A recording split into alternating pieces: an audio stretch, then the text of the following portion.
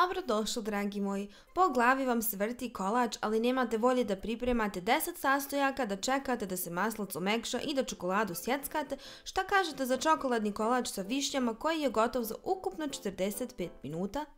Pripremite brašno, šećer i vanilju u prahu, kakao, jaja i prašak za pecivo. Osim toga, odsjeđene višnje iz tegle i ovdje imam čašu pomoću koje mjerim sve sastojke. U slučaju da nemate ovakvu čašu, navela sam vam sastojke naravno i u gramima. I kako bi kolač bio lijepo sočan, još malo ulja.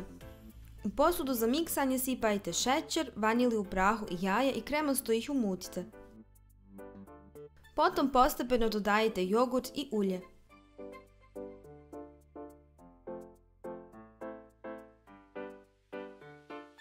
Pomiješajte suhe sastojke, a to su brašno, prašak za pecivo i kakao i najbolje ih prosijte kako ne biste imali grudvice u tijestu.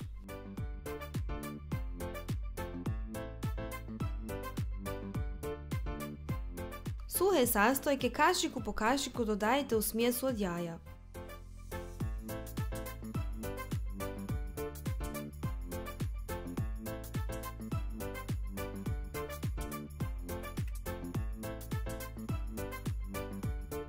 Tijesto saspite u kalup ove veličine i lijepo raspodijelite.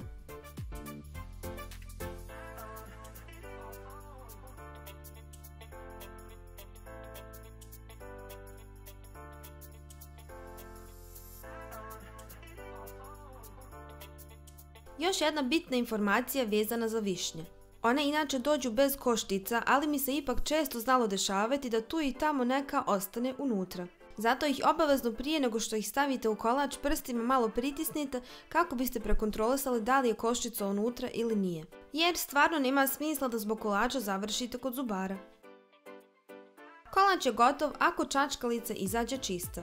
Sad ga možete ostaviti da se ohladi ili ga onako toplog jesti, to je kod nas eto tradicija.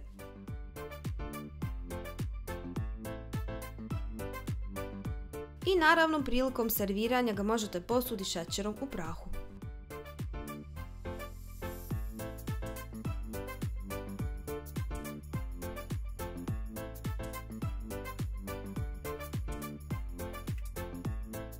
Ovaj kolač nije idealan samo za one koji žure, nego i za sve one koji su početnici u pripremi kolača, jer stvarno nema šanse da pogriješite. I zato vam želim puno uspjeha u pripremi, pa se vidimo u sljedećem videu.